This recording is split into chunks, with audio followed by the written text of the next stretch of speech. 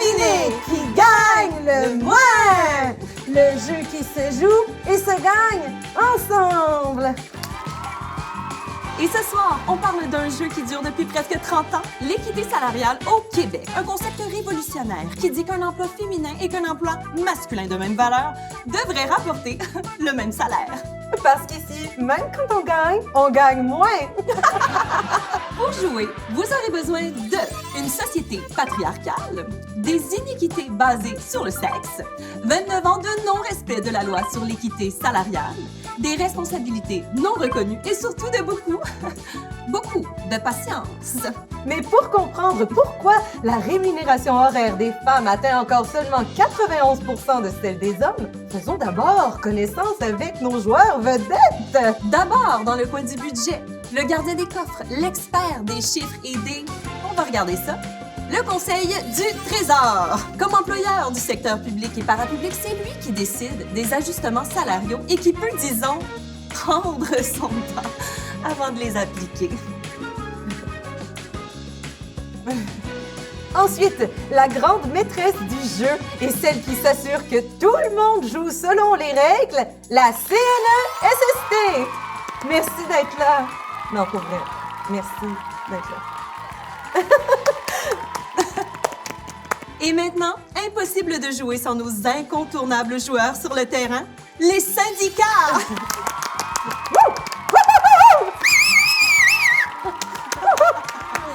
Ils défendent les travailleuses et travailleurs, déposent des plaintes et rappellent à tout le monde que l'équité, ce n'est pas un cadeau ou une loterie, hein? C'est la loi. On vous garde à l'œil. La gang du Conseil du Trésor. Et finalement, un tonnerre d'applaudissements pour les vraies vedettes de notre jeu. Vous, cher public, celles et ceux qui, depuis près de 30 ans, devraient récolter pas mal plus d'argent.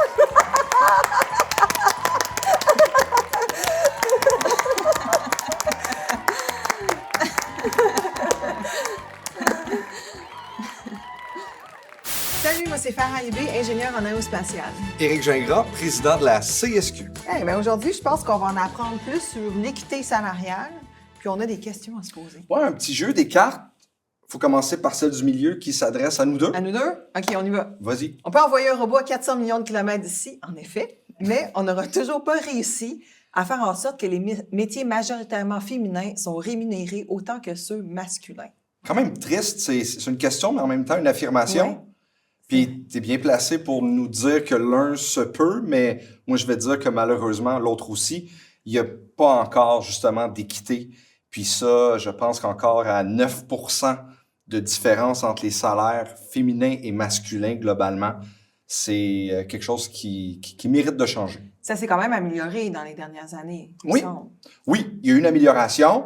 Ça fait à peu près 25 ans, dans les 25 dernières années, si on regarde le début de l'adoption de la loi sur l'équité salariale jusqu'à aujourd'hui, une amélioration.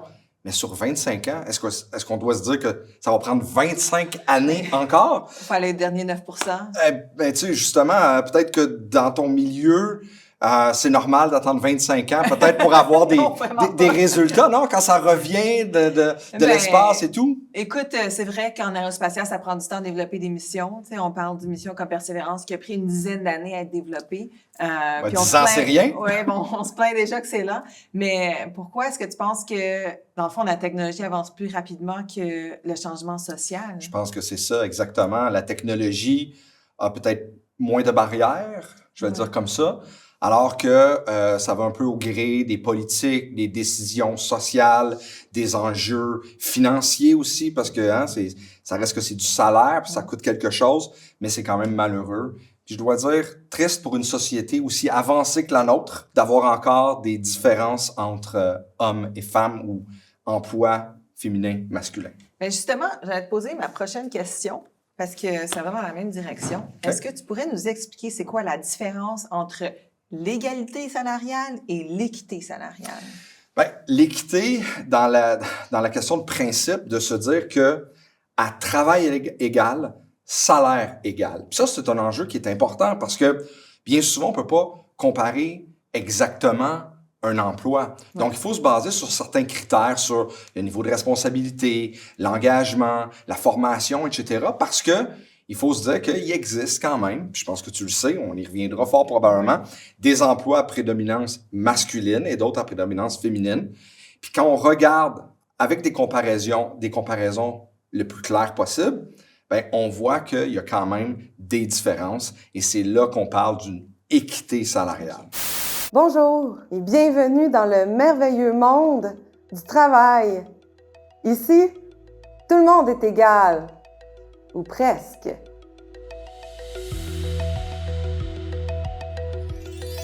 Depuis 1996 au Québec, l'équité salariale, c'est un droit fondamental.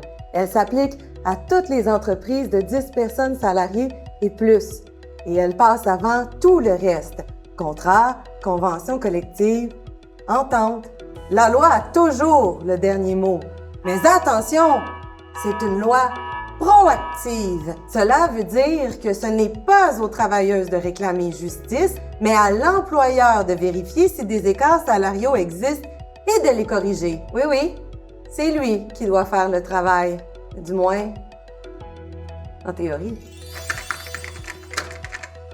Alors, à quoi sert cette loi? À corriger les écarts salariaux dus à la discrimination systémique fondée sur le sexe et à comparer les emplois féminins et masculins de même valeur, même s'ils ne se ressemblent pas. Et surtout, ne confondez pas tout! Salaire égal pour un même travail, c'est l'égalité salariale. Salaire égal pour un travail de valeur équivalente, c'est ça, l'équité salariale. Alors, rappelez-vous, pas pareil, mais pas payé pareil. Vous me suivez? Ce principe, c'est une avancée majeure pour les travailleuses ou pour les femmes. Il reconnaît enfin la valeur réelle du travail des personnes qui, depuis des décennies, font tourner nos écoles, nos hôpitaux, nos bureaux, nos services publics, souvent sans la reconnaissance ni le salaire auquel elles ont droit. Et maintenant que vous avez signé votre formulaire d'embauche, découvrons pourquoi certains emplois continuent de rapporter moins que d'autres, même avec la loi en place. À mon tour? Oui, vas-y. Y a-t-il un moment dans ton parcours où tu t'es rendu compte qu'être une femme changeait la façon dont tu percevais dans ton milieu? Ce que je trouve qui est intéressant, que souvent, quand tu es une femme, il y a un peu de biais qui arrivent dans le domaine du travail. Par exemple, j'ai réalisé ça très tôt dans ma carrière. C'est toujours moi qui demandais de prendre les notes ou quand il venait le temps d'aller chercher les collations. Fait qu'on dirait qu'il y a comme...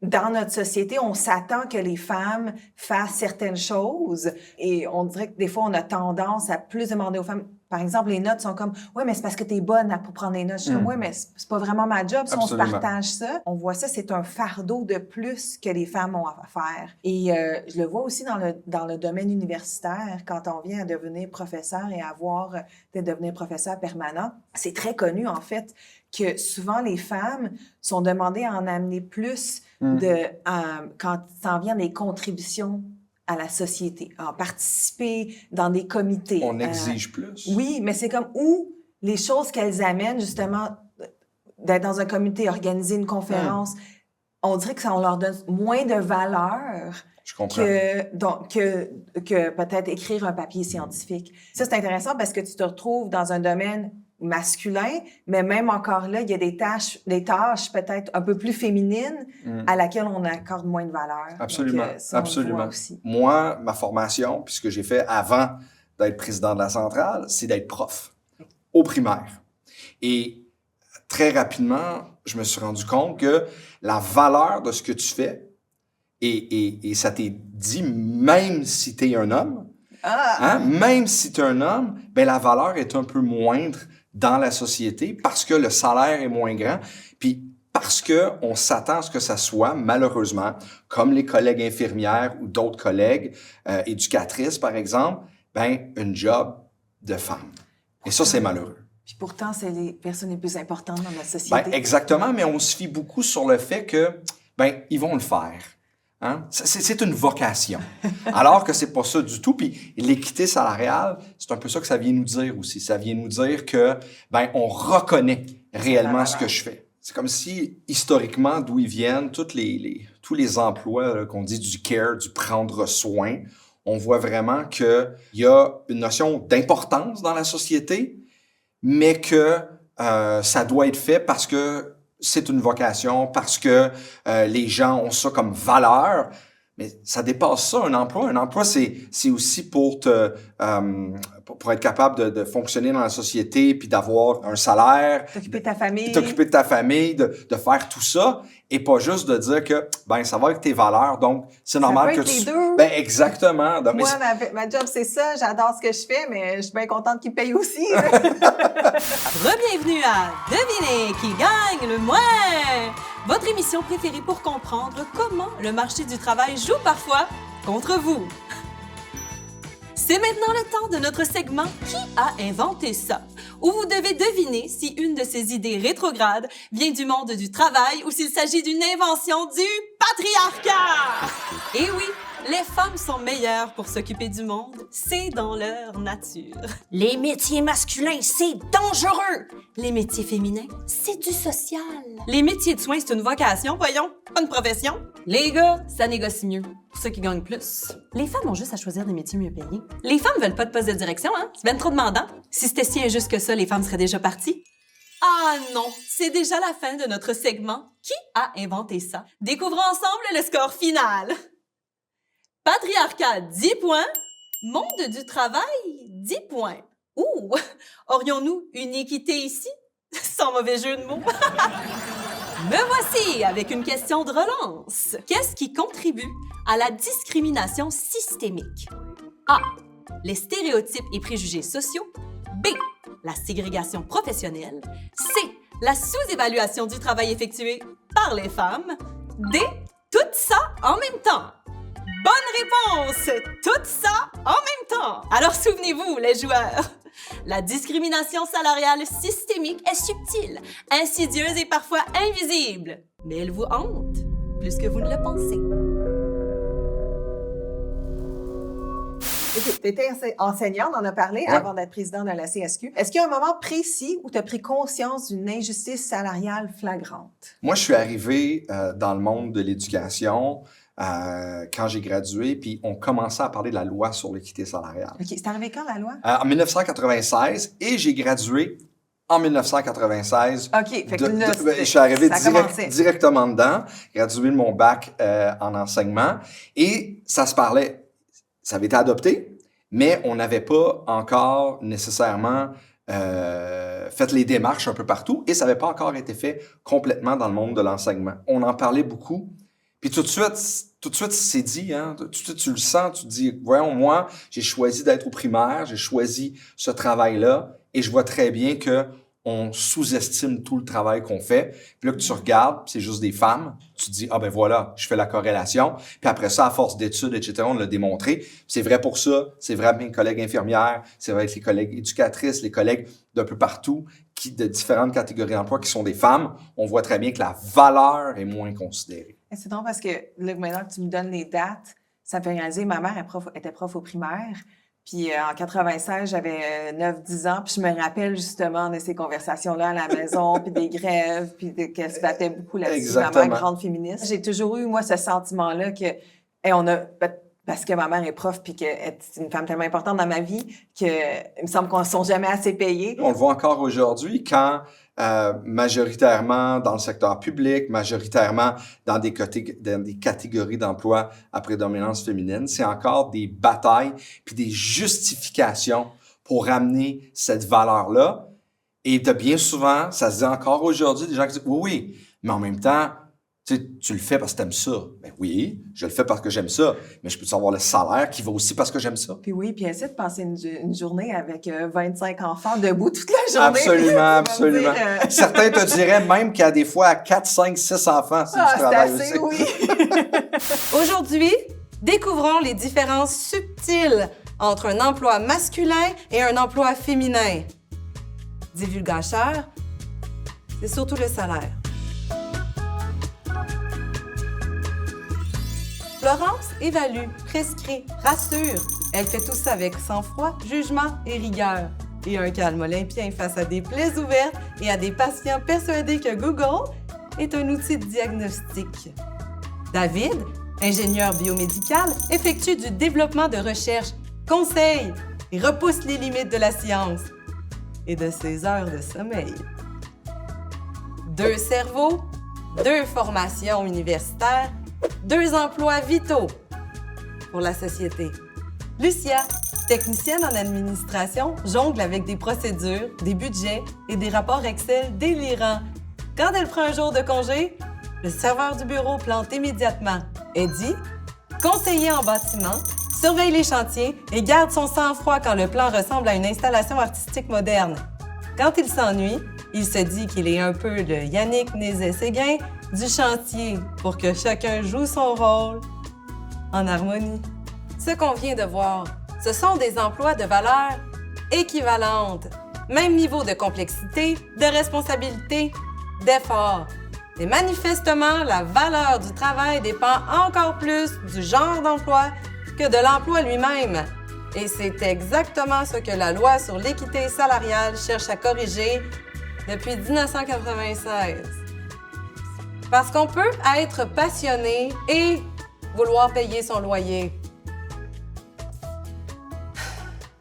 Pourquoi l'équité salariale devrait concerner tout le monde, peu importe son genre ou son secteur? C'est important pour la société d'avoir cette équité-là, puis ça aide tout le monde, dans le fond. Si les salaires sont plus équitables, si on n'a pas tout le temps à se battre pour avoir ses droits, il semble que ça aide la société en général. Bien, absolument. Puis, il n'y a pas personne qui travaille en vase clos, qui vit en vase clos. C'est important, justement, pour les hommes aussi de voir qu'autour d'eux, il y a des femmes, que ce soit leurs filles, leurs enfants, donc leurs parents, les gens, leurs amis autour d'eux. C'est fun de savoir que ces gens-là sont reconnus dans la société. Il n'y a rien de négatif par rapport à atteindre l'équité salariale, mis à part peut-être le fait de certaines personnes qui disent que ça va coûter cher.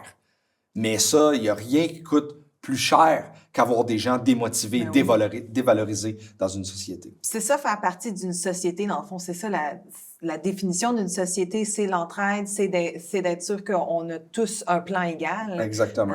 Je pense que c'est ça nos valeurs au Québec aussi. Oui, puis après ça, il y aura toujours des emplois qui seront mieux rémunérés que d'autres pour toutes sortes de raisons. Mais le fait que la raison, ça soit parce que tu es une femme, ça fonctionne pas. Ça fonctionne juste pas. Ouais. Tu t'es déjà fait décourager de devenir ingénieur parce que c'est un métier d'homme. Comment tu as transformé ce doute en moteur? Oui, en fait, ce qui s'est passé, moi, c'était, j'avais 17 ans, puis la conseillère en carrière, moi, j'avais comme décidé que je voulais être ingénieure déjà, fait que je viens la voir, puis j'étais comme, OK, j'aimerais ça être ingénieure. Mon backup, c'était d'aller en médecine. Parce que je pense qu'en tant que femme, tu sais, justement, souvent encouragée par la société dans les plus dans le côté caring, Exactement. dans le côté. Fait qu'il y avait toujours ça, comme, aller en médecine, c'est ce qu'on s'attend peut-être quand t'as des bonnes notes, tu sais. Mais j'aimais pas la biologie. Fait que c'était pas vraiment un backup. J'aurais jamais réussi en médecine. Ça n'a aucun sens.